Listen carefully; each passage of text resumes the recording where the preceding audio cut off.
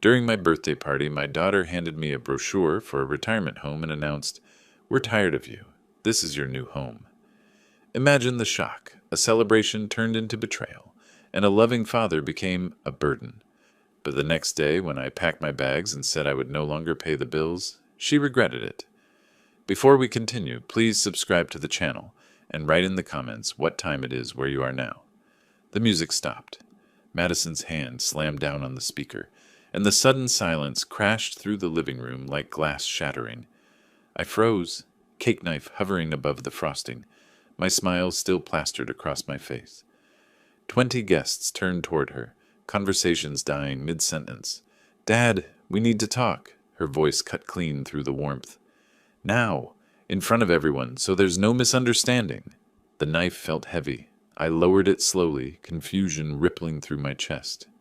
My daughter stood rigid near the kitchen archway, Brian beside her with his arms crossed. Something glossy slid across the table. A brochure, its edges catching the candlelight as it stopped against my plate. Sunset Pines Senior Living stared up at me in elegant script. "We've made arrangements for you," Madison continued. Her words came measured, rehearsed. "This house doesn't have room for 3 adults anymore. Brian needs a home office. The kids need more space. You've had a good run here, but it's time to move on." My chest tightened. The room tilted slightly, candles swimming in my vision. Someone dropped a fork. The clatter echoed too loud. "We've put a deposit down," Brian added, gesturing at the brochure like he was presenting a gift. "Nice place. Lots of activities. They've got bingo on Thursdays." I tried to speak. Nothing came out. "You can pack tomorrow morning," Madison said. "We'll help you move your things by noon. The room's ready for you. They're expecting you Monday." Sarah Johnson shot to her feet, chair scraping. "Madison, this is your father's birthday. You can't just—" "This is a family matter, Sarah." Brian's tone dismissed her like she was a stranger who'd wandered in off the street. "Family?" Sarah's voice shook. "James gave up everything for you. His house, his savings." "Our house now," Madison interrupted. She wouldn't look at me, just kept her eyes fixed somewhere over my shoulder. "Dad's been living here free for 5 years. We've provided him a roof, food, everything. He should be grateful we found such a nice facility." Free. The word hit like a fist. Guests were standing now, grabbing coats, mumbling awkward goodbyes. No one met my eyes. Mrs. Patterson touched my shoulder as she passed, her hand trembling.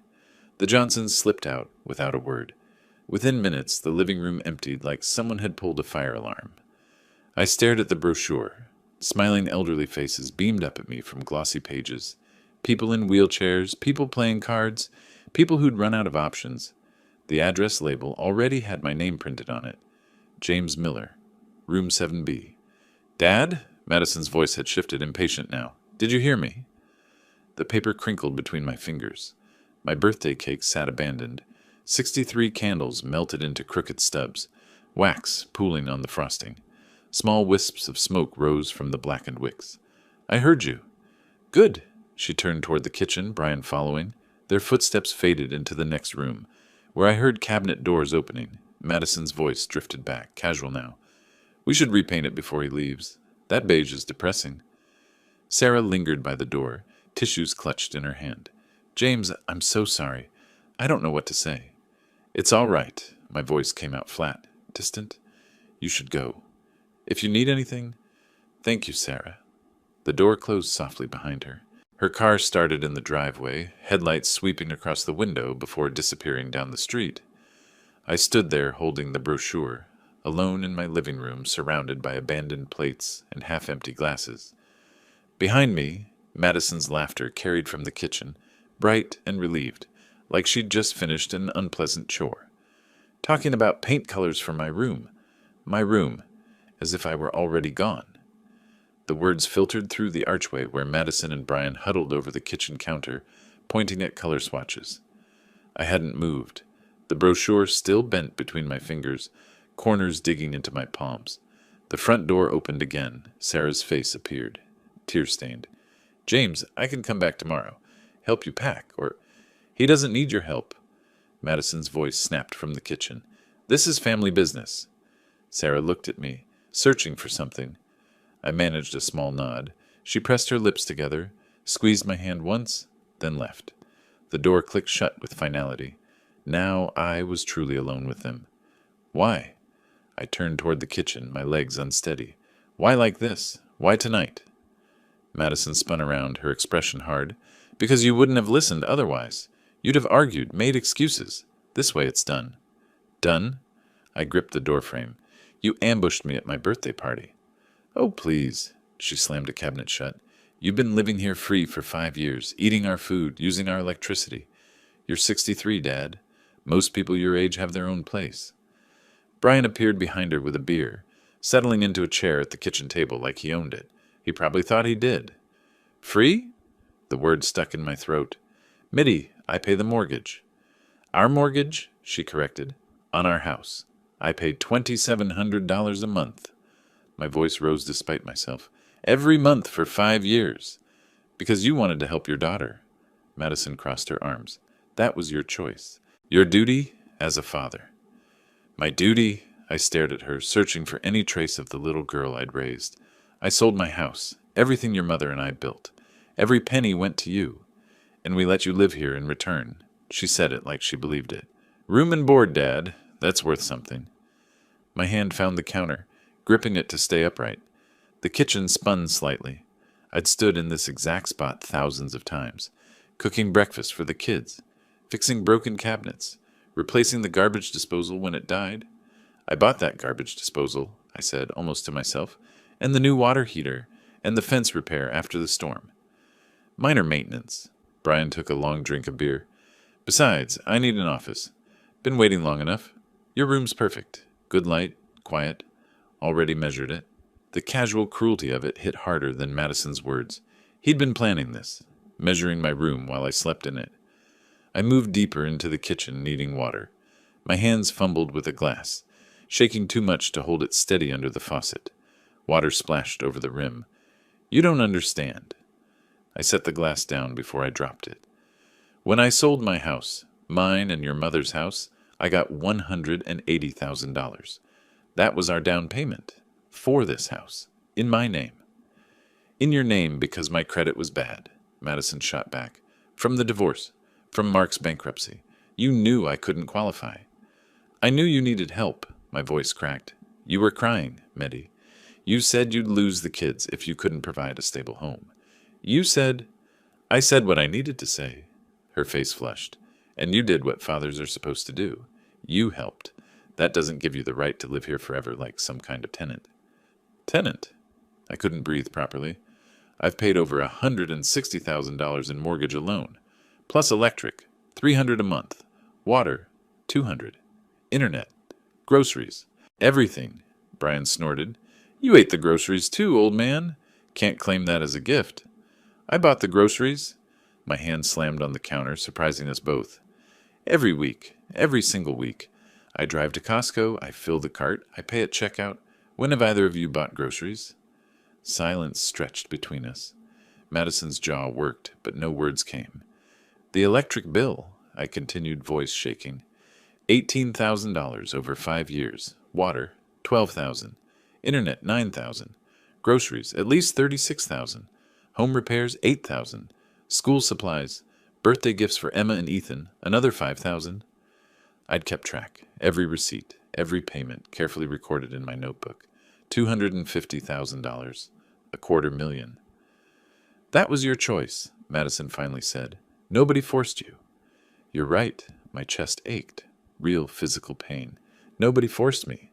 Your mother died, and you needed help, and I chose to give everything I had. Every penny from the house she and I bought together. Every dollar from my pension. I chose to help you. Mom would have wanted you to help. Madison's voice turned sharp, weaponizing Eleanor's memory. She'd want you to give us this space now.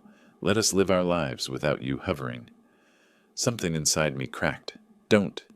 My voice came out low, dangerous. Don't use your mother to justify this. Brian stood, moving closer. Look, James, we're trying to be nice about this. We found you a good place. They've got nurses, activities, people your age. You should be thanking us. I backed against the counter. Not from fear, but from sheer exhaustion. My legs barely held me. Tomorrow morning, Madison said, finality in every word. 10 o'clock. Pack your personal items, clothes, Books, whatever fits in a suitcase. We'll drive you over Monday. What about my furniture? The question came out hollow. My desk? My books? Our house, she repeated. Our decision. The furniture stays. Above us, footsteps creaked across the ceiling, Emma and Ethan running between rooms, laughing. They had no idea their grandfather was being erased from their lives. Brian headed toward the stairs. I'll start clearing out your room tonight. Get measurements for the desk I'm ordering. Madison turned away, dismissing me with the gesture. Best get some sleep, Dad. Long day tomorrow. I stood there in the kitchen I'd maintained for 5 years, surrounded by appliances I'd purchased, gripping a counter I'd refinished. They walked away like I was already gone. My hands still trembled. I looked down at them, weathered, spotted with age. Eleanor's wedding ring still on my finger after 5 years of widowhood. I needed to sit down, to think, to figure out what had just happened. Behind me, Brian's footsteps echoed overhead, already rearranging my room. I walked toward the hallway, each step requiring concentration. The house felt different now, hostile, foreign. Sounds carried from upstairs, furniture scraping, Brian's satisfied grunt as he moved things around. Madison's voice drifted down. Make sure you pack everything tonight, Dad. Don't want to rush in the morning. I reached my bedroom door at the end of the hall. My hand found the knob, cool metal against my palm. I turned the handle slowly. The door opened to darkness. I flicked the light switch. The small lamp on my nightstand glowed to life, illuminating the 10 by 12 room that had become my entire world. Single bed against one wall, modest desk with my old laptop, closet barely big enough for my few clothes, unpacked boxes still stacked in the corner. 5 years later, I'd never quite settled in. I closed the door, locked it. The click felt final. Overhead, Brian's footsteps continued their territorial march, dragging furniture, pacing, claiming space that was never his. I sat on the bed's edge, head in my hands. My chest heaved once, twice. Then the tears came, the first since Eleanor died. The nightstand drawer stuck slightly when I pulled it open. Inside, beneath old receipts and reading glasses, lay the photo album, brown leather worn at the corners, Eleanor's handwriting on the spine. Our life. I opened it with trembling fingers. Wedding day. Eleanor in her simple white dress, holding daisies because we couldn't afford roses. My young face grinning beside her, believing the world was full of possibility. Madison at 7, gap-toothed and pigtailed, squeezed between us at the county fair. Her tiny hands gripped ours, absolute trust in her eyes. Madison's first wedding, before Mark, before the bankruptcy. I'd walked her down the aisle in my best suit. She'd whispered, "Thanks for everything, Dad," and I'd believed she meant it. The last page showed Eleanor near the end. Thin, brave smile, barely masking the terminal cancer eating through her. 3 days before she died. Eleanor, if you could see this. The hospital room came back, beeping monitors, antiseptic smell, her fragile hand in mine. "Promise me," she'd whispered. "Promise you'll take care of Madison." "Always," I'd said. I kept that promise too well, didn't I? I flipped back to earlier photos. Madison crying on our couch after the divorce, bankruptcy papers scattered around her. "Dad, I can't get approved for a mortgage. My credit is ruined. I'll lose the kids if we don't have a stable home." That's when I'd made the decision. Sold the house, our house, Eleanor's and mine. 30 years of memories, paid off, worth $180,000. Every penny went to Madison's down payment. You'd understand, wouldn't you, Eleanor? She needed help. But would Eleanor understand this? Her daughter throwing me out like garbage? I set the album aside and opened my laptop. The old machine whirred to life slowly, screen glowing in the dim room. I navigated to my spreadsheet, the one I'd maintained meticulously, every expense documented. Column by column, the numbers told their story. Mortgage, $2,700 month, 60 months, $162,000. Electric, $300 month, 60 months, $18,000. Water, $200 month, 60 months, $12,000. Internet, $150 month, 60 months, $9,000. Groceries, averaging $600 month, $36,000 are home repairs, $8,000 are kids' expenses, $5,000 total, approximately $250,000, $250,000. Over 5 years. Free, she called it, living free. I pulled my paper notebook from the drawer. pages filled with handwritten records, receipts taped in, every transaction documented like evidence. Because some part of me had known. Some part of me had been keeping score. Not keeping score, Eleanor, just remembering, making sure I remembered. I remembered the bank office 5 years ago. Madison beside me, nervous, chewing her thumbnail. The loan officer had reviewed her application, frowning. We'll need the primary borrower to have better credit. These late payments. The bankruptcy. Madison's eyes had pleaded. Please, Dad. Please. I'd signed. Became the sole borrower. My name. Only my name. I pulled up my banking app on the laptop. Mortgage autopay scheduled for April 1st. $2,700. Electric bill scheduled for March 20th. $300. My finger hovered over the screen. From above, Brian's voice carried through the ceiling. Yeah, this'll be perfect. Desktop against that wall. Filing cabinet in the corner. Madison responded, Make sure the old furniture goes to storage. We'll sort through it later. The old furniture. My furniture. In my room. In my house.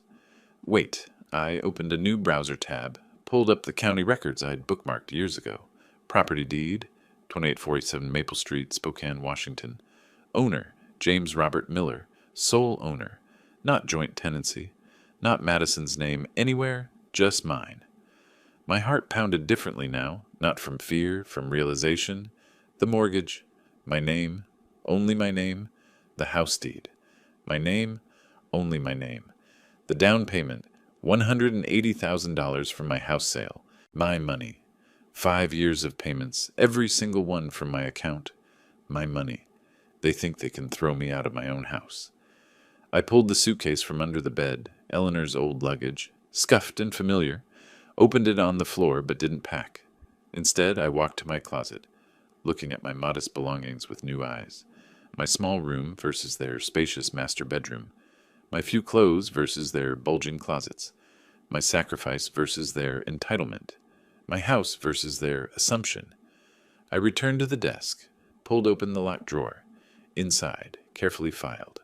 Original mortgage documents. My signature. My name. House deed. Recorded with the county. My name. Bank statements, 5 years' worth. Every payment from my account. Original sale documents from my old house. My house. Eleanor's and mine. I stacked them carefully in my laptop bag. I'm sorry, Eleanor. I know I promised. But I can't let them do this.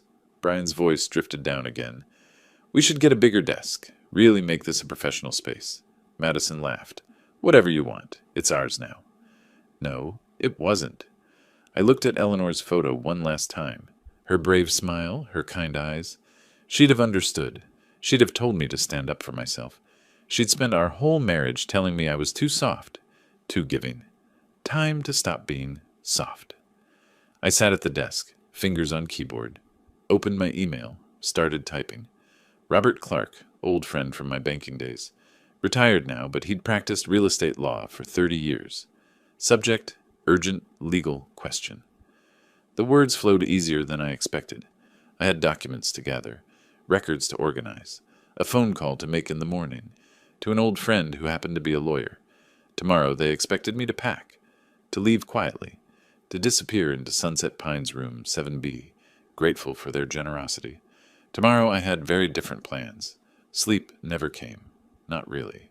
I'd close the laptop around 2 in the morning, but my mind kept spinning through numbers, through legal possibilities, through 5 years of receipts. The ceiling became a screen where I projected every conversation, every payment, every moment that had led me to this locked bedroom door. Gray light crept through the window. 6:30. I stood slowly, joints protesting, and moved to the closet. The small safe sat on the floor behind my winter coats, the one I'd installed 3 years ago, the combination only I knew. My fingers worked the dial. 142763. Eleanor's birthday, inside, the house deed, original mortgage papers, bank statements bundled by year. I'd kept everything. Some instinct had told me to preserve proof, even when I'd had no reason to doubt my daughter. I transferred the documents to my jacket's inner pocket, folded carefully. The weight felt significant, not just paper, but power. Upstairs, Brian's alarm blared, footsteps crossed overhead, The shower started, pipes groaning. Morning routines in my house, happening without me. By 8:45, I couldn't delay any longer. I descended the stairs slowly, gripping the railing, exhaustion making each step deliberate. The kitchen hummed with normalcy. Madison stood at the stove, flipping pancakes, humming something cheerful. Brian scrolled through his phone at the table. Emma and Ethan sat with syrup-sticky faces, giggling over something. A perfect family scene. One that didn't include me. "Dad!" Madison's voice came too bright, too practiced. "There you are. I made you a short list of what you can take. Just the essentials, obviously. Clothes, toiletries, your medications. The furniture stays. It came with the house." "My books?" Brian looked up from his phone. "We'll need the shelf space. Besides, when was the last time you actually read any of them?" "Last week." I'd been reading Eleanor's favorite novel again, trying to feel close to her. Emma suddenly noticed me. She jumped from her chair, syrup-sticky hands reaching. "Grandpa!" Her small arms wrapped around my waist. The simple trust in her hug cracked something inside my chest. "Emma, come here." Madison's hand closed on her daughter's shoulder, pulling her back. "Grandpa needs to finish packing." "But why is he leaving?" Ethan's lower lip trembled. "Did we do something bad?" "Of course not, sweetie." Brian's tone turned patronizing. "Grandpa's just getting old. He needs to be somewhere with nurses and people who can help him. It's better for everyone." The lie settled between us like poison. Emma started crying. "I don't want Grandpa to go." "Enough!" Madison's voice sharpened. "Both of you upstairs, now." I wanted to say something, to tell them I loved them, that this wasn't about them. But Madison's glare warned me off. Any comfort I offered would be contradicted, twisted, used against me. The children trudged upstairs, Emma's sobs echoing down the hallway. I turned and walked back to my room without a word. 9 o'clock. 1 hour until they expected me gone. Eleanor's suitcase came out of the closet, the one she'd used on our last vacation together, to the coast, before the cancer diagnosis. I laid it open on the bed, 3 shirts, 2 pairs of pants, underwear, socks, toiletries from the bathroom, the photo of Eleanor from my nightstand. That was essential. My laptop, charger, the small notebook where I'd tracked every expense, those went in my backpack. Everything else? Let them have it.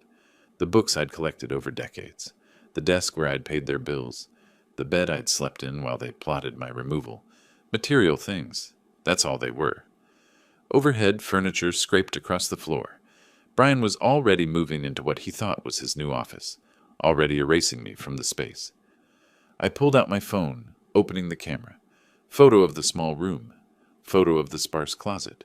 Photo of the minimal possessions they'd allowed me. Evidence of how little space I'd occupied in my own house. 9:45.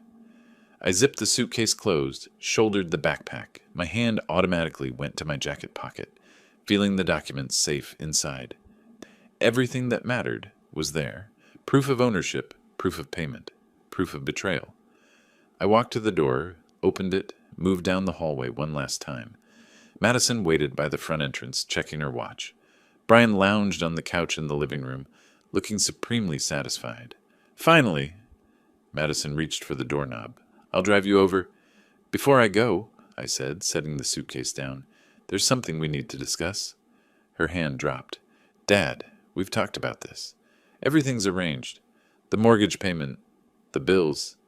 I straightened my jacket, feeling the documents shift against my chest. "I won't be paying them anymore." Silence stretched for 3 heartbeats. Then Brian laughed, head thrown back, genuine amusement. "Right. Sure you won't." Madison's smile turned pitying. "Dad, don't be ridiculous. You can't just stop paying. Where would we live?" I pulled out my phone, opened the banking app, the screen already loaded to the automatic payments page, turned it so they could see clearly. Mortgage, $2,700 monthly, canceled. My finger hovered over the screen. Madison reached for the phone. "Dad, stop this nonsense." I pulled back, tapped the confirmation. The word canceled appeared in red. "You can't survive without us."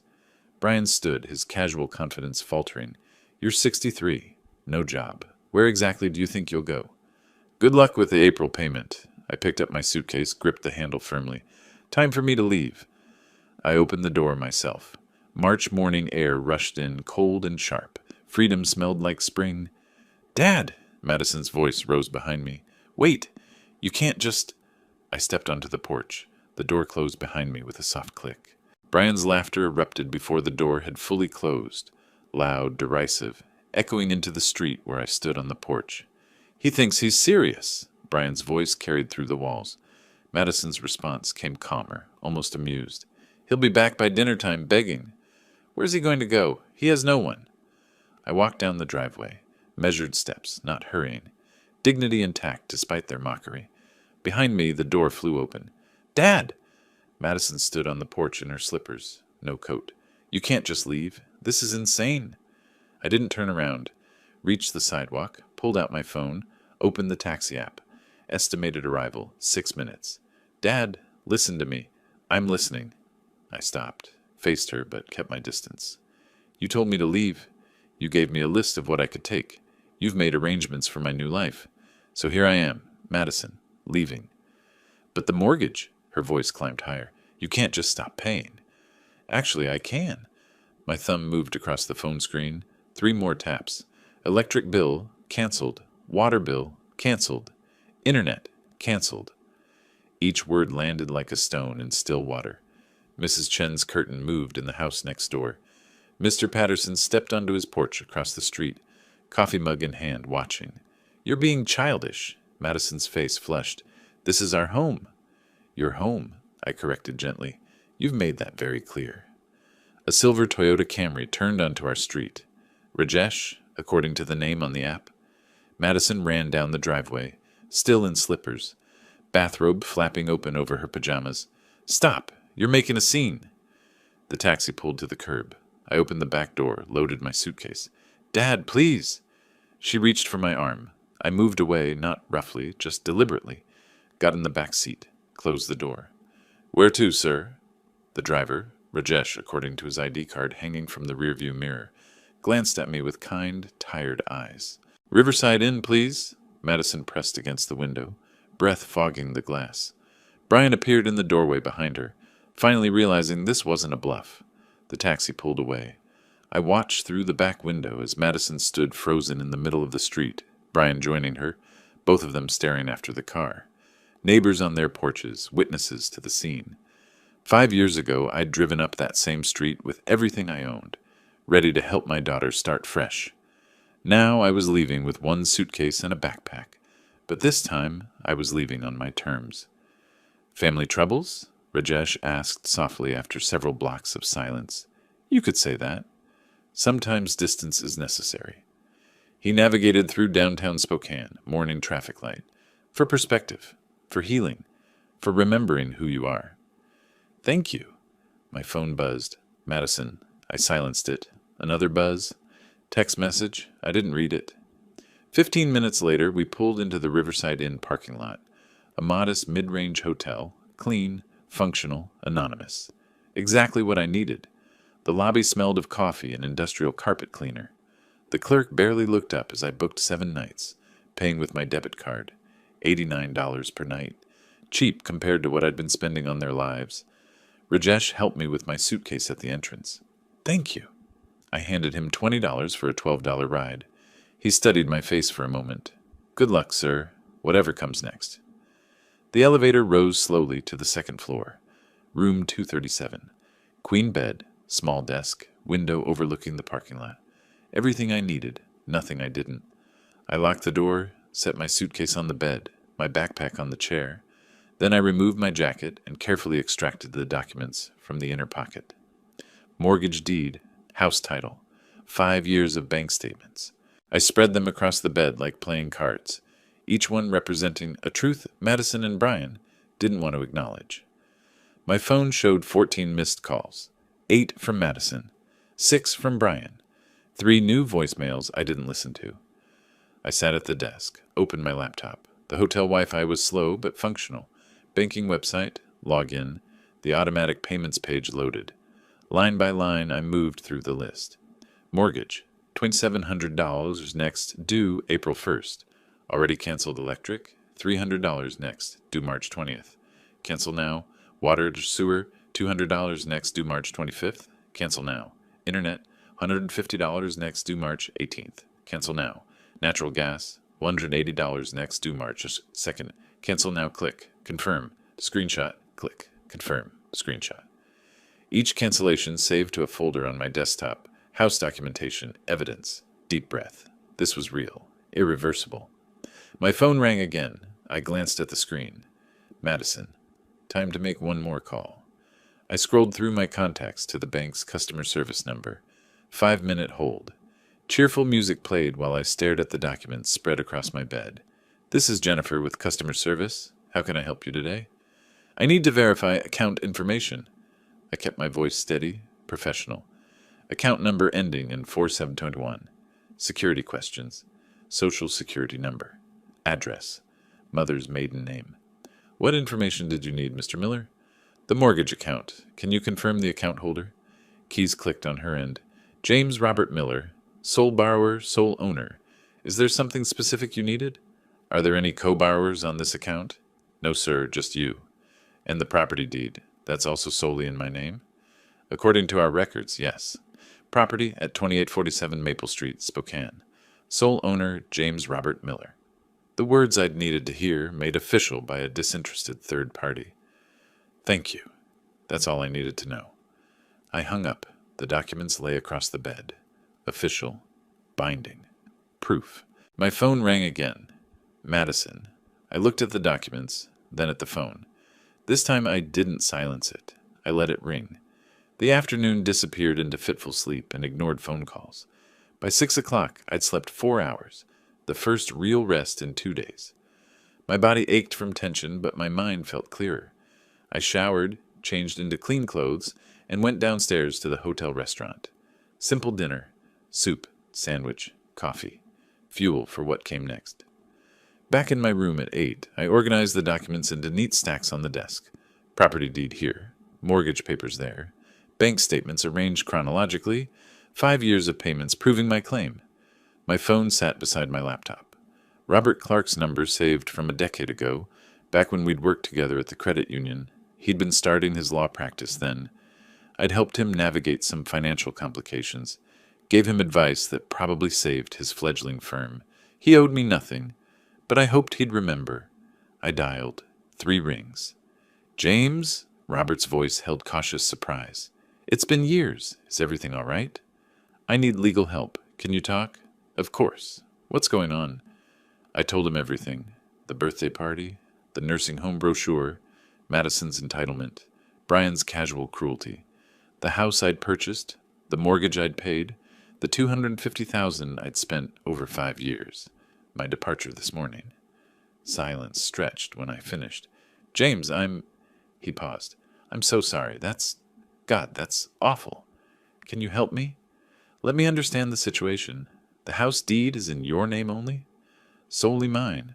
Madison never got added. Her credit was too damaged. And the mortgage? My name. Only mine. I'm the sole borrower. More silence. I heard papers rustling. Washington state law is clear on this, Robert said finally. You're the legal owner. They're essentially guests without a rental agreement. You can evict them with 30 days written notice. 30 days? Yes. Then if they don't leave voluntarily, we file formal eviction proceedings. That adds another 2 to 4 weeks, depending on the court schedule.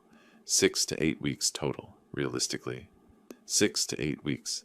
Less time than I'd lived with them each year. There's something you should know. Robert's tone shifted. This will get ugly. Family evictions always do. Madison will fight. Are you absolutely certain you want to do this? I thought about Emma's syrup-sticky hug, Ethan's confused tears, my grandchildren innocent in all of this. Then I thought about the birthday cake with its melted candles, the glossy brochure for Sunset Pines, Madison's cold dismissal. Our house now, Dad. I'm certain. All right. My fee is typically $1,500 for something like this, but given our history... He paused. $1,000. Flat rate. That includes drafting the notice, handling any court filings if necessary, and consultation through the process. That's more than fair. Thank you. Meet me tomorrow morning, 9 o'clock. There's a coffee shop downtown, Morning Brew. Know it? I'll find it. Bring all your documentation, everything you've got. We'll go through it together. I hung up feeling something I hadn't felt since Friday night. Hope. But first, I needed to organize my evidence properly. I opened Excel, created a new spreadsheet, 5 years of expenses broken down by month and category, each cell filled with numbers that told a story. Mortgage $700, electric $300, water $200, internet $150, March 2020 through March 2025. 60 rows, 6 columns. Simple addition that totaled to one undeniable truth. I'd paid for everything. My fingers flew across the keyboard until past 11. When I finally saved the file and closed the laptop, my eyes burned, but my mind felt organized, prepared.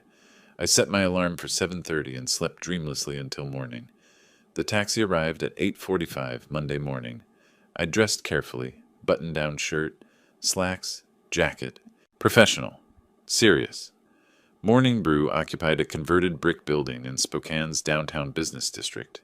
Exposed wooden beams, the rich smell of espresso, business people with laptops at small tables. Robert sat in the corner, 2 coffees already ordered. He stood when I entered, mid-40s now, graying at the temples, wire-rimmed glasses, the same kind eyes I remembered. "James!" His handshake was firm, warm. "Good to see you. Wish it were under better circumstances." We sat. He pulled out a legal pad, pen poised. "Tell me everything again. Slowly this time. I'll need details." So I did. Every payment, every sacrifice. Eleanor's death and my promise to help Madison. The house purchase with my down payment. 5 years of covering every expense while living in a 10 by 12 room. Robert took notes, occasionally asking questions. When I finished, he sat back, studying me. "You understand what you're asking? This is your daughter, your grandchildren's home." "I understand. They'll paint you as the villain, the heartless father throwing his family onto the street. They already painted me as a freeloader, in front of 20 people, on my birthday." He nodded slowly. "Then let's discuss strategy." He explained the process, formal written notice delivered to Madison and Brian, stating they had 30 days to vacate. If they refused, we'd file for eviction through the court. Given that I was the sole owner and they had no lease agreement, no rental payment history, the court would almost certainly rule in my favor. Timeline? If we deliver notice this Friday, March 24th, they have until April 23rd to leave voluntarily. If they don't, we file the eviction petition. Court hearing typically scheduled 2 weeks out, so early May for a final court order, assuming they fight it. 2 months. It felt both impossibly long and surprisingly fast. How much will this cost?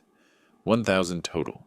That covers everything: notice drafting, court filings, representation if needed. I pulled out my checkbook, wrote the check right there, my hand steady. James Miller, $1,000, to Robert Clark, attorney at law. "I'll draft the notice today," Robert said, tucking the check into his briefcase. "You can review it tomorrow, and we'll plan delivery for Friday. Important thing, document everything. Every interaction, every phone call, every text message. Save it all." "I will." "One more thing." He leaned forward. "Be prepared for Madison to escalate. When people realize they're losing something they feel entitled to, they get desperate. Ugly. Don't engage. Don't argue. Document and walk away. Can you do that?" I thought about 40 years of being too soft, too giving, too willing to sacrifice for others' comfort. "Yes, I can do that." We shook hands again outside Morning Brew. Robert headed to his office. I walked 3 blocks to my bank branch. The marble-floored interior felt official, serious. I took a number, A47, and waited in a leather chair, watching other customers conduct their business. 15 minutes later, a teller called me over. Jennifer, according to her name tag. 30-something efficient smile. "I need copies of all payment records for account ending in 4721, I said. 5 years' worth. Her smile flickered with curiosity, but she stayed professional. "That'll take about an hour to compile. Can you wait?" "I'll wait." Back to the leather chair. CNBC played on a mounted television. Stock prices scrolling. Financial news I didn't process. I just sat, thinking about all the times I'd stood in banks like this one, signing papers, making deposits, managing the finances Madison couldn't handle. An hour later, Jennifer returned with a thick folder, rubber-banded shut. All your payment confirmations, automatic transfers, and monthly statements. 5 years. The weight surprised me. Physical proof in my hands. Thank you so much. Big purchase coming? She was making conversation friendly. Something like that. Outside, the afternoon sun felt warmer than it should in mid-March. Spring coming early this year. I walked back to the hotel carrying evidence that weighed more than paper should. In the business center, a small room off the lobby with a printer and copier, I spent the next hour duplicating everything. 3 complete sets, original documents, locked in my hotel safe. Working copies. For Robert evidence copies. For potential court proceedings, I labeled manila folders carefully, organized chronologically, created a master index listing every document. By 1:30, I had a complete legal arsenal. My phone buzzed. Text from Robert. Notice drafted. Review tomorrow 10 a.m. my office? I replied, yes, thank you. Sitting at the small desk in my hotel room, I created one final document, a timeline. March 15th, 2025. Public humiliation at birthday party. March 16th, 2025. Departure, payment cancellations. March 17th, 2025. Legal consultation, evidence gathering. March 24th, 2025. Planned. Delivery of eviction notice, April 23rd, 2025. Deadline. Move out date. Every date precise. Every action documented. Every step planned. I looked at the organized folders, the timeline printed and highlighted, the evidence arranged like a legal brief. Everything was in place. The documentation, the legal representation, the plan. In 1 week, I would deliver the notice, and in 6 weeks, I would reclaim my home. Monday evening passed in quiet preparation. I organized the evidence folders one final time, ordered room service, and slept better than I had in weeks. Knowing the legal machinery was in motion brought unexpected peace. Tuesday morning, March 18th, 9 o'clock. I sat at the hotel desk, laptop open, banking website loaded. The payment management screen showed my recent cancellations, mortgage already struck through. But 4 more items remained, scheduled for the coming days. Electric bill, $300, due March 20th, 2 days away. Water and sewer, $200, due March 25. Internet service, $50, due today, March 18th. Natural gas, $180, due March 22. One by one, I clicked through each cancellation. Confirm. Yes, I'm sure. Screenshot saved. The systematic dismantling of their comfortable life, executed with precision. Each confirmation email arrived within minutes. Spokane Electric Company. Automatic payment canceled. Cascade Internet services. Payment method removed. My phone sat silent beside the laptop. No calls from Madison. She was still in denial, still believing I'd cave, still thinking this was temporary insanity from a confused old man. Let her believe it. Reality would arrive soon enough. I made coffee in the small hotel pot, watching gray clouds gather over Spokane through my window. Spring weather, unpredictable, changeable, like my life had become. Wednesday and Thursday moved slowly. I discovered freedom I'd forgotten existed. Morning walks along the Spokane River, watching water rush over rocks, no obligations pulling me back. The downtown library became a sanctuary. Quiet reading rooms, free Wi-Fi, newspapers I could actually finish without someone needing something, coffee shops where I could sit for hours observing other people's normal lives. Thursday evening, I received a text from Robert. Notice ready for Monday delivery. How are you holding up? I typed back. Surprisingly well, thank you. My old phone stayed mostly quiet. Madison hadn't called since that first day. Pride, probably. Or perhaps Brian convinced her I was bluffing, that ignoring me would make me come crawling back. They were about to learn otherwise. Friday, March 21st, 2:23 in the afternoon. My phone buzzed, screen lit up. Madison Mobile. I let it ring. Once, twice, 3 times, 4, 5, 6. Then I answered. Dad? Her voice came high-pitched, strained. Dad, I got a message from the bank. They're saying the mortgage payment is overdue. There must be some mistake. There's no mistake. Silence stretched between us. Dad, this isn't funny anymore. The bank is threatening late fees. The payment was due on the 15th, and I canceled the automatic payment on March 17th, as I told you I would. You can't. Her breath caught. You can't actually be serious. That's $2,700. How are we supposed to? That's not my problem anymore, Madison. You told me to leave. You had arrangements made. I'm living my new life now. We can't afford the mortgage, panic edged into her voice. Brian's between contracts, and my salary doesn't cover. Perhaps you should have considered that before humiliating me at my birthday party. That was Brian's idea. I was just. You stood there and watched. You agreed with every word. You handed me that brochure like you were doing me a favor. Crying now, genuine sobs. Dad, please. What about Emma and Ethan? Where will they live if we lose the house? I suggest you figure that out quickly. You have until April 1st to make the March payment. After that, the bank will add penalties. We don't have that kind of money. We bought Brian's truck last month, and we just put down a deposit for that Mexico vacation in May. The words hung in the air. A truck, a vacation, but no mortgage payment. Goodbye, Madison. Wait, Dad, don't. Brian's voice erupted through the phone. He'd grabbed it from her. Listen here, old man. You're not going to destroy my family because you're having some kind of breakdown. I've talked to people, lawyers. You can't just stop paying and keep the house. That's not how it works. Actually, Brian, that's exactly how it works when your name is on the deed and theirs isn't. We'll sue. We'll take you to court. You'll lose everything. My lawyer is waiting for exactly that. Robert Clark. Feel free to have your lawyer contact him, though I doubt you can afford one, given that you can't afford your own mortgage. I hung up. My hand trembled slightly, not from fear, from adrenaline. The phone rang again immediately. I blocked both numbers. 30 seconds later, it rang again. Unknown number. Madison, calling from somewhere else. I let it go to voicemail, then another call. Another unknown number, another voicemail. By 6 o'clock Friday evening, I had 8 new voicemails. I didn't listen to any of them yet. Too raw, too fresh. Tomorrow I'd review them, document them, add them to the evidence file. Saturday brought the onslaught. The phone rang at 8:15 in the morning, 10:42, 2:20, 6:55. Every few hours, different numbers each time. Madison must have been calling from friends' phones, desperate to get through. Text messages arrived between calls. Photos appeared on my screen that made my chest tighten. Emma holding a drawing. Crayon letters spelled, "I miss Grandpa," in uneven blue script. Her face looked tear-stained, confused. Another photo. Ethan crying, small hands reaching toward the camera.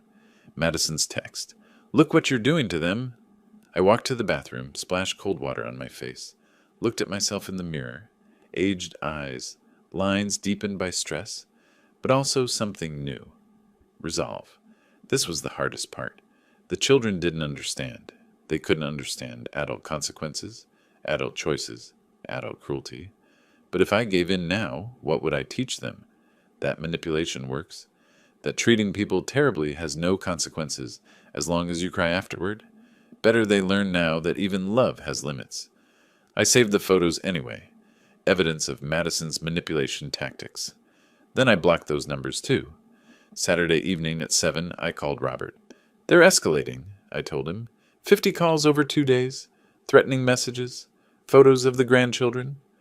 "Document everything," Robert said calmly. "Save voicemails, screenshot texts, note timestamps. If Brian shows up at your hotel, call 911 immediately. Don't engage with him. He mentioned knowing where I'm staying. Spokane's not that big. There are only so many hotels in your price range. He probably called around. Still, be aware. Lock your door. Chain engaged. If you feel threatened, call police first, me second." "I will." "One more day, James. Monday we deliver the notice. Then the countdown begins." After hanging up, I finally listened to the accumulated voicemails. 47 total messages. I sampled them, documenting the pattern. Message 1, Friday, 8:15. A.M., Madison's voice, apologetic. "Dad, I'm sorry, I was wrong. Please call me back so we can talk about this." Message 12, Friday, 2:40 p.m. Anger replacing apology. "You're being incredibly selfish. Think about someone other than yourself for once." Message 23, Saturday, 11:15. A.M., back to begging. "Please, Dad, the kids are asking for you. Emma cries every night. Ethan doesn't understand." Message 39, Saturday, 6:20 p.m. Brian's voice, aggressive. "You're going to regret this, James. I have friends in this town, people who know people. You're making a mistake." I created a detailed log: date, time, caller, content summary, threat level. Everything organized, everything documented. By Sunday morning, March 23rd, I'd received a new voicemail. Brian's voice, different tone, calculated, menacing. "I know where you're staying, James. Riverside Inn, right? Room 237. Small town, Spokane. People talk. Just wanted you to know. I know exactly where to find you." My concern was real but measured. How had he found my specific room number? Had he bribed hotel staff? Followed Rajesh? Called pretending to be family? It didn't matter. What mattered was the threat. I stood at my hotel window, looking down at the parking lot, checking door locks, chain engaged, security latch fastened. A text to Robert. "Brian knows hotel location and room number. Latest voicemail contains implicit threat." His reply came immediately. "Document. If he shows up, call police immediately. Do not confront." I watched the parking lot as afternoon shadows lengthened. Cars came and went, none of them Brian's truck. One more day before the official notice. One more day of relative peace. Then everything would accelerate. By 10 o'clock Sunday morning, I was in Robert's office downtown. The professional building stood quiet on weekends. Just a few dedicated lawyers working, preparing for Monday battles. Robert met me at the entrance, concern evident in his expression. Brian's threat? Recorded, saved, time-stamped. I followed him upstairs to his third-floor office. The space reflected his personality. Organized, professional, understated. Law books lined one wall. A neat desk held 2 monitors and a stack of case files. Framed credentials hung beside a window overlooking downtown Spokane. The eviction notice sat centered on his desk, printed on official letterhead. I sat across from him, the document between us like a declaration of war. "Before we finalize this," Robert said, sliding the papers toward me, "I need you to understand what you're doing. This isn't just canceling payments. This is forcing your daughter and her family out of their home, your grandchildren's home. I understand. There's no going back after this. Once delivered, it's official, legal, binding." "I know." He studied my face, searching for doubt. Finding none, he nodded. "Then let's review it together." The notice was 2 pages, dense with legal language. But certain phrases stood out, bold and unmistakable. Notice to vacate premises. Property address, 2847, Maple Street, Spokane, WA 99921. 2. Madison Miller Thompson and Brian Thompson. You are hereby notified that you must vacate the above-referenced property within 30 days of receipt of this notice. The property owner, James Robert Miller, sole legal owner as recorded with Spokane County, requires possession of the property. The deadline, April 23, 2025. The consequences. Failure to vacate will result in judicial eviction proceedings through Spokane County Superior Court. The signature line, James Robert Miller, property owner. Everything here is legally precise, Robert explained. Washington state law requires 30 days' notice for residents without a lease agreement. They have no lease. They pay no rent. Legally, they're guests who've overstayed their welcome. What if they refuse to leave? Then we file for formal eviction with the court.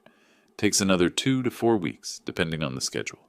But given that you're the sole owner, you've documented 5 years of payments, and they have no legal claim to the property. He tapped the thick evidence folder I'd brought. The judge will rule in your favor. How quickly?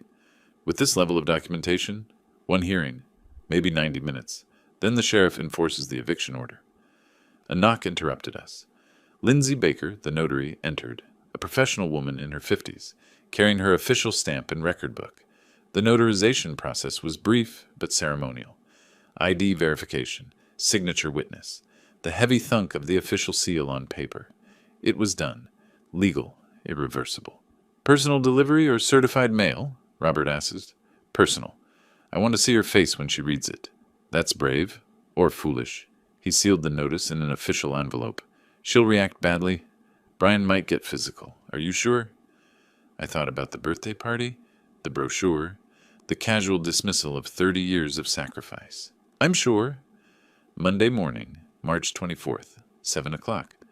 I stood in the hotel bathroom preparing for battle. Clean slacks, pressed shirt, jacket, presenting authority, competence, finality. Breakfast tasted like cardboard. Coffee was all I could manage. The notice envelope sat on the desk, official and heavy, with consequence. My phone. Today's the day. Robert's reply. Call me after. Be safe. The taxi arrived at 9:30. Rajesh, again, fate or coincidence, I wasn't sure. Big day, sir? Very big. 25 minutes through Spokane, past the park where I'd pushed Emma on swings, past the grocery store where I'd shopped every Saturday, past the life I'd lived for 5 years. The house appeared unchanged from outside, same blue siding, same maple tree in front. But small signs of stress showed, lawn slightly overgrown, newspapers accumulating by the door, a general air of neglect. Wait here, please, I told Rajesh. This might go badly. He nodded, understanding. I walked to the door, envelope in hand. Each step felt weighted with history. The doorbell rang loud in the morning quiet. 30 seconds of waiting. Then footsteps. Brian opened the door, unshaven, angry before he even saw who it was. What do you want? I need to see Madison. Official business. He blocked the doorway, arms crossed. She doesn't want to talk to you. This isn't a conversation, it's a delivery. Madison appeared behind him, hair unbrushed, wearing a bathrobe. Dad, what are you? I held up the envelope, official letterhead visible through the window. She took it with trembling fingers, opened it slowly, unfolded the document. I watched comprehension dawn on her face as she read. Her mouth opened slightly. Eyes widened, color drained from her cheeks. Notice to vacate, she whispered. 30 days, April 23rd. Brian grabbed the paper. What is this? Some kind of joke? It's completely legal, I said evenly. I'm the sole property owner. Your residence without a lease. Washington state law requires 30 days written notice. Madison's voice came out strangled. You can't.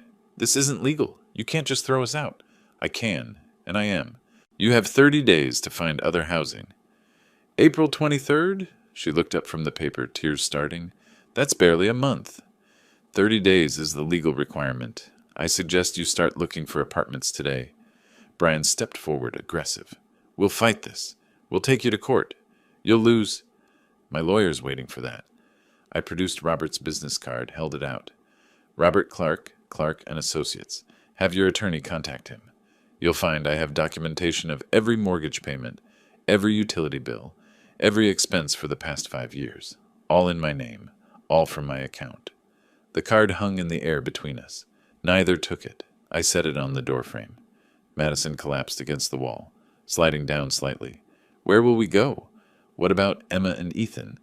Their school, their friends? Those are questions you'll need to answer. My voice stayed level despite the pain in my chest. You made your choice on March 15th. This is the consequence. Brian's fists clenched. You're making a huge mistake, old man. You don't know who you're messing with. I know exactly what I'm doing, and I have documentation, legal representation, and the full support of Washington state law. I stepped back from the doorway. 30 days, April 23rd. Have a good day. I turned and walked back to the taxi. Behind me, Madison's voice rose. Dad, wait. You can't. I didn't look back. Reached the taxi, got in, closed the door. Where to, sir? Rajesh's eyes showed sympathy. Back to the hotel, please. As we pulled away, I saw Madison standing in the driveway, still clutching the notice. Brian beside her, both of them frozen in disbelief. The house, my house, receded in the rear window. My hands trembled in my lap. Adrenaline crash, immediate and overwhelming. You okay? Rajesh asked gently. I will be. Back at the hotel by 10:45, I went straight to my room and called Robert. It's done. Notice delivered at 10 o'clock this morning. How did they react? Shock, disbelief. Brian made threats. Madison cried. Neither of them thinks I'm serious yet. They will. Robert's voice carried experience. Reality usually hits around day 3. Then comes desperation, then anger. Be prepared for the next phase. What are the chances they leave voluntarily? Honestly, 10%? Maybe. Most people fight until the sheriff arrives, but you've done everything correctly. The law is on your side. Thank you, Robert. Call me if anything escalates, anything at all. I sat in my hotel room, copy of the notice in my hands, reading it again, feeling the weight of what I'd done. April 21st, 2025. 4 weeks away. 2 o'clock that afternoon, my phone rang. Unknown number. Madison's voice came different this time. Not crying, cold. Dad, I've called a lawyer. He says you can't do this, that we have tenant rights. Then have him call my lawyer, Robert Clark. We're not leaving. You understand that? You'll have to drag us out. If necessary, the Spokane County Sheriff will do exactly that on April 24th. You're going to regret this. Her voice shook with rage now, not tears. When Emma and Ethan ask why Grandpa threw them out of their home, what am I supposed to tell them? The question hit like a knife, but I'd prepared for it. Tell them the truth, that actions have consequences, that treating people with cruelty has a price, and that sometimes even people who love you have to say no. She hung up without another word. The phone rang again immediately. Unknown number. I silenced it. Let the calls come. Let the threats pile up. Let the desperation mount. I had the law on my side now. Everything else was just noise. 6 hours since I'd handed Madison the notice. Already my phone was vibrating with incoming calls. Unknown number. Unknown number. Unknown number. Each one Madison using different phones. Friends, neighbors, maybe random strangers she'd convinced to dial for her. I answered the first 3. Same conversation every time, begging, threatening, crying. By the 4th call, I stopped answering. Just let them roll to voicemail. By 11 o'clock Monday night, I had 15 new messages. Room service dinner arrived while the phone buzzed on the nightstand. I ate mechanically, tasting nothing, watching the screen light up every few minutes. At 10, I checked the first few voicemails. Message 1, 6:18 p.m. Dad, please pick up. I know you're angry, but we can work this out. Just call me back, please. Message 3, 8:42 p.m. This is ridiculous. You can't throw your own family onto the street. What kind of person does that? Message 7, 10:15 p.m. Madison crying. Emma asked about you tonight. She wanted to call you. I didn't know what to tell her. How could you do this to them? I couldn't listen to more. Not tonight. I turned the phone to silent mode, screen facing down. But even silenced, I saw the reflected glow every time it lit up with another call. Sleep came in fragments, 20-minute intervals broken by awareness of the phone's persistent illumination. Tuesday morning, March 25th, 7 o'clock. 23 missed calls, 31 text messages. I made coffee with shaking hands. Opened the text messages chronologically. Most were variations on the voicemails. But then at 6:47 a.m., an MMS notification appeared. I opened it. Emma's face filled the screen, holding a drawing, crude crayon letters spelling, "I miss Grandpa," in uneven blue script. Her face looked tear-stained, her eyes red and confused. A second photo followed. Ethan crying, small hands reaching toward the camera as if trying to reach through it. Madison's text, "Look what you're doing to them." My chest constricted. I sat heavily on the bed's edge, phone in trembling hands. This was the weapon I'd known would come, the one that hurt most. Children weaponized against their grandfather. I walked to the bathroom, turned on cold water, splashed my face, looked at myself in the mirror. The pain was real, undeniable. Emma and Ethan didn't deserve this confusion, this hurt. But if I gave in now, what would I teach them? That manipulation succeeds. That adults can treat you terribly as long as they apologize afterward. That love means accepting abuse. No. Better they learn now that boundaries exist, that consequences are real, that even people who love you won't tolerate disrespect. I saved the photos anyway, more evidence of Madison's tactics. Then blocked those numbers. The calls continued all day. Different numbers, relentless frequency. I stopped trying to answer, stopped checking voicemails immediately. By afternoon, I needed air. Walked to Riverfront Park, phone vibrating constantly in my pocket. Other people on the path noticed, the persistent buzzing, my hand unconsciously reaching to silence it. An elderly woman on a bench gave me a sympathetic look. Persistent caller? You could say that. Sometimes the phone off button is the kindest thing for everyone. I almost laughed. Almost. Back at the hotel by 4, exhausted from doing nothing but walking. The voicemail count had reached 39. I forced myself to listen, documenting each one in my growing log. Message 10, Tuesday, 11:48 a.m. You selfish bastard, after everything we've done for you, giving you a place to live, feeding you, and this is how you repay us? everything they'd done? The irony would be funny if it wasn't so painful. Message 15, Tuesday, 7:35 p.m. Brian's voice. I'm telling you right now, old man, you don't want to mess with me. I have connections, people who owe me favors. This isn't over.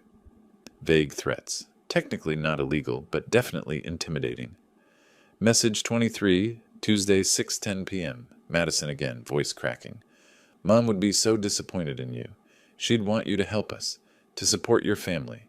You're betraying her memory. Using Eleanor. Using my dead wife to manipulate me. That one almost worked. Almost. Wednesday, March 26th, 7:30 in the morning. A voicemail from Brian left overnight. Hey James, just wanted you to know. I know where you're staying. Riverside Inn, right? Not hard to figure out. Small town. People talk. So maybe think about that next time you ignore Madison's calls. My hand tightened on the phone. How had he confirmed it? Spokane had dozens of hotels. Had he called them all? Bribed someone? Followed Rajesh? The method didn't matter. The implication was clear. I'm watching. I know where you sleep. I can find you. By noon, a second voicemail from Brian arrived. Talk to a lawyer friend. Real lawyer, not whatever hack you hired. He says we have tenant rights. Adverse possession can't just throw us out. So enjoy your little hotel vacation while it lasts. When this is over, you'll be lucky if we don't sue you for everything. Bluffing. He had to be bluffing. But doubt crept in anyway. I called Robert at 6 that evening. They're escalating, 50-plus calls. Brian's making threats. Knows my hotel. Mentions physical harm indirectly. Madison sent photos of the grandchildren crying. Document everything, Robert said, his calm voice steadying me. Screenshot texts, save voicemails, log times, and content. If Brian shows up at your hotel, don't engage. Call 911 immediately. He mentioned lawyers, said they have tenant rights. They don't. They pay no rent. They have no lease. They're guests who've overstayed. Brian's grasping at legal-sounding words without understanding what they mean. What if he comes here? Then he's trespassing and harassing you. That's when police get involved. Keep your door locked. Chain engaged. Don't open it if he shows up. Call authorities first. Me second. After hanging up, I felt marginally better. But the threat lingered. Thursday morning, March 27th. 9 o'clock. I walked to an electronics store downtown. Purchased a basic smartphone and prepaid plan. $40 for the phone, $30 for a month of service. 2 phones. Simple strategy. Old phone. Continues receiving their harassment, building evidence. New phone. Clean slate, only critical contacts. I transferred Robert's number, Sarah's number, the hotel's front desk. 3 contacts total. Back at the hotel, I set the old phone on the desk, plugged in, ringer off. The screen lit up every few minutes. 12 calls that morning already, like watching enemy fire that couldn't touch me anymore. The new phone sat silent in my pocket. Peaceful. Mine. I texted Robert from the new number, got secure line, old number still documenting their calls. His reply, smart, save everything. That afternoon, I finally reviewed the accumulated voicemails, 47 total across 3 days. The pattern was clear. Morning messages, pleading, apologetic. Please, Dad, let's talk about this. Afternoon messages, angry, accusatory. How dare you abandon your family? Evening messages, manipulative, guilt-focused. The children are suffering because of you. Madison's emotional cycle playing out in recorded segments. Brian's messages stayed consistently threatening. No variation, no vulnerability, just aggression. I created a summary document, Harassment Pattern Analysis, March 24th, 27. For Robert, for potential police reports. For court, if necessary. By Thursday evening, I sat at the hotel desk with 2 phones side by side. Old phone, 12 new notifications visible on the lock screen. New phone, silent, showing only the time. Document folders stacked beside the laptop. Harassment logs, voicemail transcripts, screenshot evidence. The eviction notice copy. April 23rd, 2025. Still 27 days away. They thought wearing me down would work. Thought constant pressure would break my resolve. Thought using Emma and Ethan would shatter my determination. They were wrong. Every call, every threat, Every manipulation just proved I'd made the right choice. I looked at the grandchildren's photos one more time. The pain was real. Emma's confused face, Ethan's tears. They hurt more than anything Madison or Brian could say. But giving in wouldn't help them. It would teach them that love means accepting mistreatment. That family means no boundaries. That manipulation is an acceptable tool. Better they learn now, while young, that even people who love you have limits. I opened my new phone, texted Robert, documented 3 days of harassment, 50-plus calls, multiple threats, all saved. His reply came immediately. Excellent. This strengthens our position if needed. I closed the laptop, set both phones aside, looked out the window at Spokane's evening lights. 3 days down, 27 to go, and I wasn't going anywhere. Friday morning, I made a decision. As property owner, I had the legal right to inspect the house, to see its condition, to ensure Madison and Brian weren't damaging what was legally mine. I called Robert at 9. I want to go to the house today. Can you come with me? A pause. That's bold. You sure about this? I need to see it. See what they've done to my room. Give me an hour. I'll meet you there at 2. The drive took 25 minutes. I parked across the street at 150, giving them privacy to finish whatever they were doing. Robert arrived separately, parking his sedan behind my car. At exactly 2 o'clock, we crossed the street together. The house looked worn. Newspapers piled on the porch. 3 days' worth at least. The lawn needed mowing. Small signs of stress, of systems breaking down without me maintaining them. My key still worked in the lock.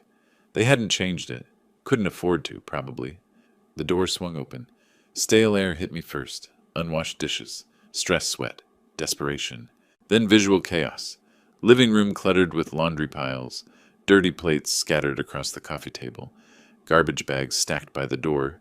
This was how they lived without me. Madison appeared from the kitchen, freezing mid-step when she saw us. Dad, what are you... You can't just walk in here. This is my property. I stepped fully inside, Robert behind me. I have every legal right to inspect it. Brian thundered down the stairs, unshaven, wearing sweatpants. This is trespassing. Get out! Robert's voice stayed professional, calm. Mr. Thompson, as sole property owner, Mr. Miller has the right to enter and inspect his property at any time.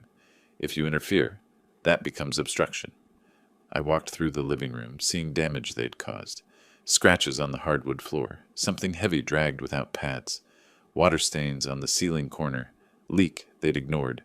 The kitchen was worse, sink overflowing with dishes, garbage bin uncovered and reeking, grease splattered on the stove I'd kept spotless for 5 years. I see how you care for your property, I said quietly. Madison's voice came defensive, sharp. We haven't had money for repairs. You cut off everything. I paid for everything, for 5 years. Every repair, every upgrade, every maintenance cost. She had no response. I moved toward the stairs. Brian blocked my path, chest puffed out. Where do you think you're going? Upstairs, to see my room. The hell you are. Robert stepped between us smoothly. Mr. Thompson, step aside, or this becomes a legal issue you don't want. Obstruction of property owner rights is actionable. Brian's jaw worked, fists clenching, but he moved aside, muttering threats under his breath. I climbed the stairs slowly, each step bringing me closer to something I dreaded seeing. My bedroom door stood open. I entered. Complete transformation. Brian's gaming paradise, massive desk with 3 monitors, RGB lighting strips glowing purple along the edges, gaming chair where my modest bed had been. Posters covered the walls, video game characters, sports teams. My 5 years erased in 2 weeks. The closet stood empty. Bare hangers swayed slightly in air current from the vent. Where are my things? Madison's voice came from the doorway, small. Garage, in boxes. I walked to the window, my window where I'd watched seasons change for 5 years. Now Brian's view. A photo sat on the desk. Madison, Brian, Emma, Ethan. Family picture from last Christmas. I'd taken that photo, but I wasn't in it. Cropped out, erased. My chest tightened. 5 years I'd lived in this room. Gone like I'd never existed. Get out of my room! Brian appeared behind Madison, aggressive again now that Robert was downstairs. I turned slowly. This was my room, Brian. For 5 years. You turned it into your playground in 2 weeks. Well, it's mine now. So get... His hand shoved my shoulder. Not hard, but contact. I stumbled back one step, catching myself on the desk. Robert's voice came sharp from the stairs. Mr. Thompson? That's assault. Touch him again, and I'm calling the police. Brian's hand dropped, but his glare stayed fixed on me. I took one last look around, memorizing every detail of my erasure. This was who they were. This was what they thought of me. I walked past them, descending the stairs with as much dignity as I could gather. In the living room, I paused. Photos of Emma and Ethan sat on the mantel, smiling faces in cheap frames. They didn't deserve this chaos, this upheaval, but they needed to learn that actions have consequences. Even second-hand lessons counted. Madison followed me down, tears streaming now. Where will we go, Dad? We have 1 week left and nowhere to go. You had 5 years to save money, to build something. You chose trucks and vacations instead. I was a good daughter. I gave you a place to live. You gave me a 10 by 12 room and expected me to be grateful while I funded your entire existence. Brian moved to stand beside her, protective but quieter now. You're destroying your family, your grandkids. What kind of father does this? The kind who finally learned to say no. Madison's voice turned desperate, manipulative.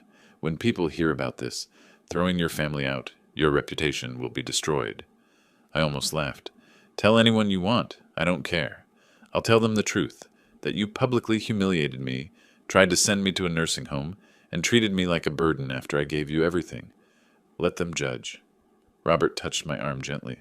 We should go, James. I nodded. But before leaving, I took one last look around the house I'd maintained. Improved.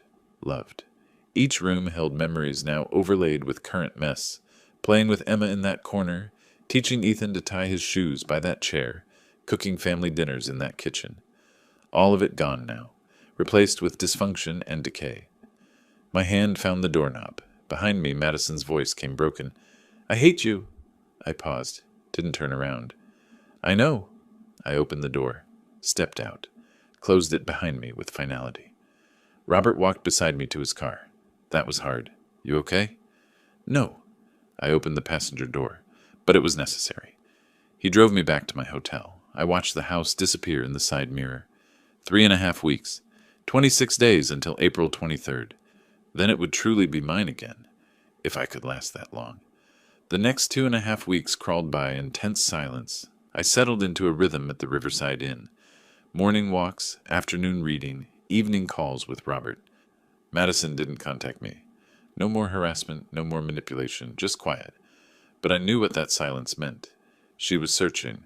I learned later, much later, after everything, the details of those weeks. 5 real estate agencies, everyone rejecting her application. Credit score 580, still damaged from her first husband's bankruptcy 7 years ago. Income barely adequate. References questionable after friends learned about our conflict. Apartment after apartment. We require a credit score of 620 or higher.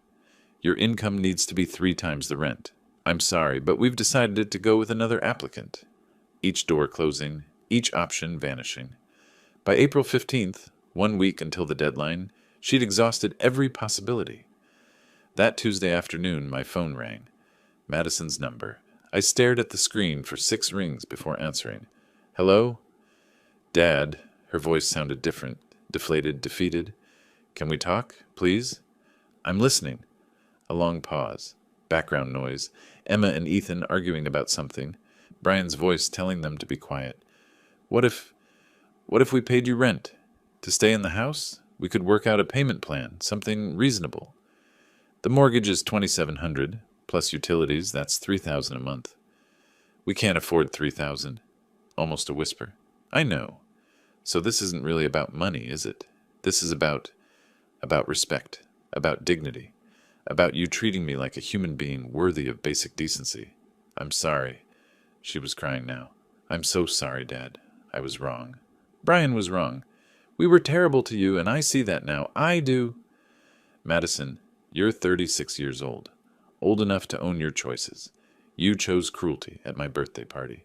You chose to dismiss 5 years of sacrifice. Those were your decisions, not Brian's. But the kids. Emma asks about you every night. Ethan still doesn't understand why you left. What am I supposed to tell them? The knife twisted. Emma, Ethan, tell them the truth. That Grandpa needed to be treated with respect. That adults have boundaries. That actions have consequences. Please, Dad, one more chance. Let us stay and pay rent. We'll do better, I promise. No. The word landed absolute. Final. April 23rd. That deadline stands. You need to find somewhere else. There is nowhere else. Don't you understand? We've tried everything. Then you should have tried harder 5 years ago, while I was paying for your life. I hung up, set the phone down with trembling hands. Part of me wanted to say yes, the part that remembered her as a little girl, gap-toothed and trusting. But that little girl had grown into a woman who publicly humiliated her father without hesitation. The phone rang again. I silenced it. Robert called 30 seconds later. She just tried you. Yes, wanted to pay rent to stay. And? I said no. Good.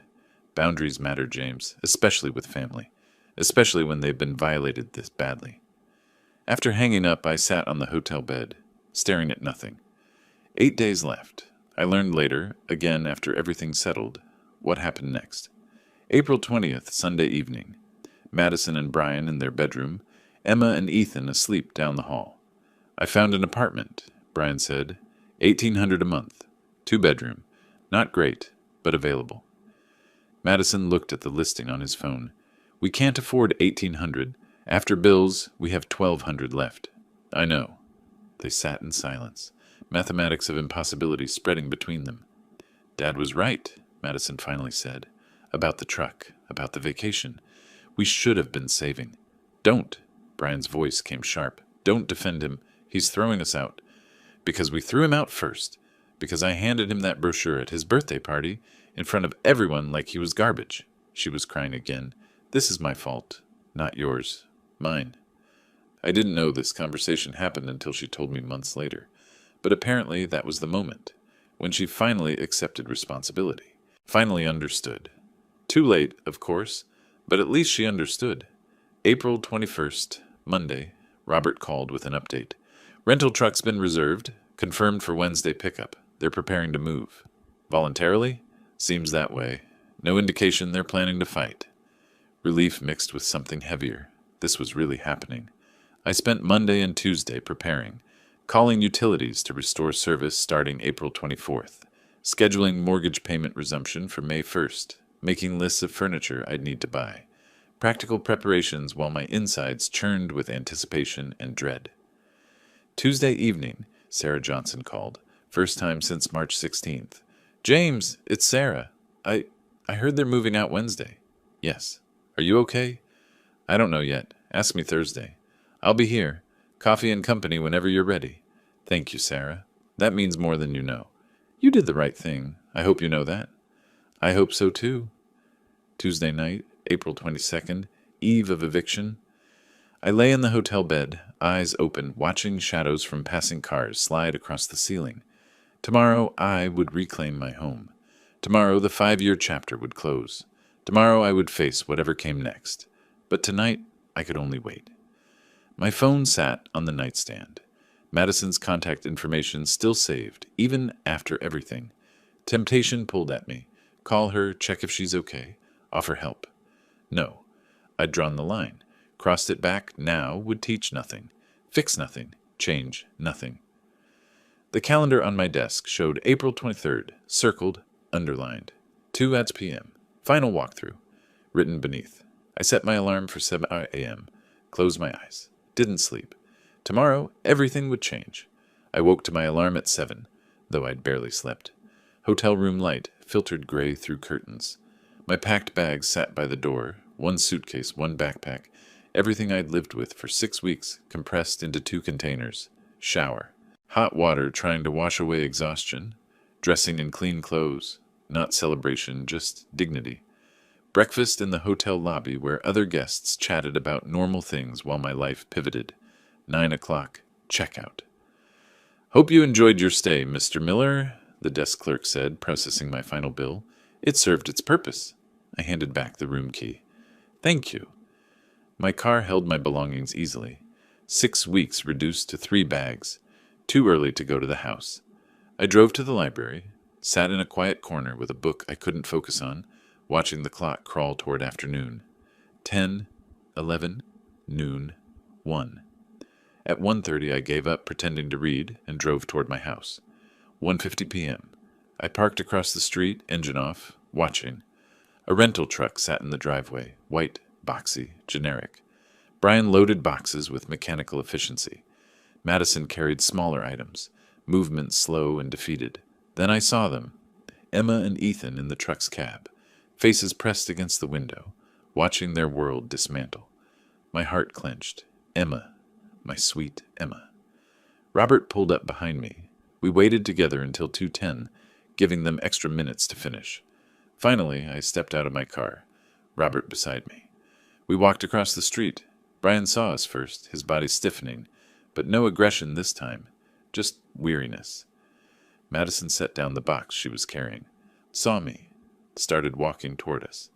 We met in the driveway, her hand extended, keys dangling, house keys, the ones I'd given her 5 years ago. Here. Her voice came barely above whisper. I took them, cool metal against my palm, weight of everything they represented. I'm sorry, Dad. She looked directly at me, eyes red but clear, for all of it. The party, the brochure, everything. I was cruel. I was wrong. And I'm sorry. I know. Can you... She swallowed hard. Can you ever forgive me? I wanted to say yes. Wanted to make this easy for both of us. I don't know. Not now. Maybe someday. But not now. She nodded, accepting. The kids. Can they see you sometimes? When things settle? Emma's face in the truck window. Ethan beside her. Both watching. Maybe. In time. When I'm ready. When they can understand what happened and why. Thank you. She turned to go, then stopped.